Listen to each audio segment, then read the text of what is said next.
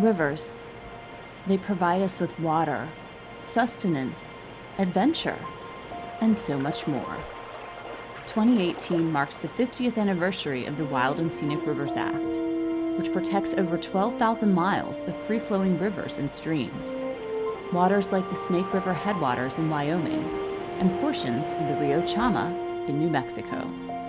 And there's no better way to understand the importance of these precious waters than to visit a wild and scenic river. So we're heading to New Mexico, where Steve Harris of Far Flung Adventures has been guiding travelers along great rivers for more than 30 years. A staunch river advocate, he's helping us explore and film along the Rio Chama, a tributary of the Rio Grande with approximately 25 miles protected as wild and scenic.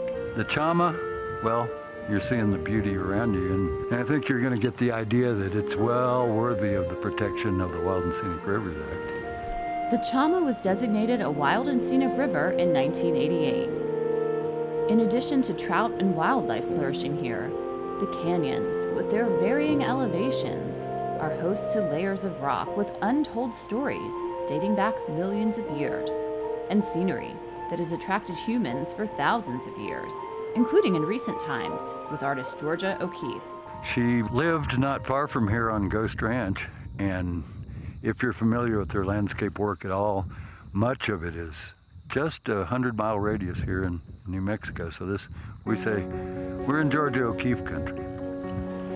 O'Keeffe would create works inspired by this dramatic scenery, including painting landscapes of the Chama River. And it's scenery like this that inspires travelers to venture out along the river on multi-day rafting and kayaking trips. Scenery and a little adventure. Okay, hang on, we're coming up on our first little rapid here of the day.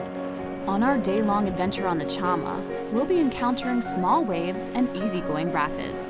One of the reasons why this river makes for a fun trip for all ages. Well, maybe not as easy for Steve, who must maneuver our raft around rocks. And while he makes it look simple, it's not. See the beach on your left there? That is our lunch stop. Oh, great.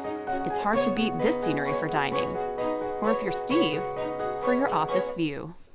Back on the water, I wish I had more time to explore the Rio Chama, especially as I hear Steve describe what he loves most about being out on the river.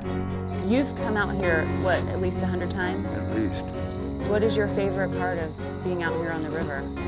I think it's stopping in the evening, making camp, building a campfire, camping, sleeping in the sound of the river.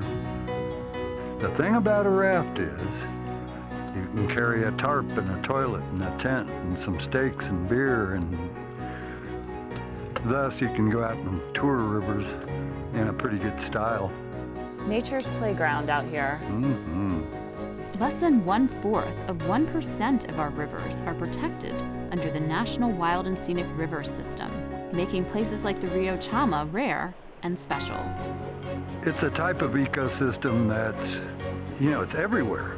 You have rivers, and yet they're exploited to the point that few of them have a hint of the biological diversity or integrity or even the ability to perform their functions, like providing us with clean water and carrying sediment away. And the Wild and Scenic Rivers Act is the one shot that Congress has given us to protecting some of the best, least impacted rivers in the U.S.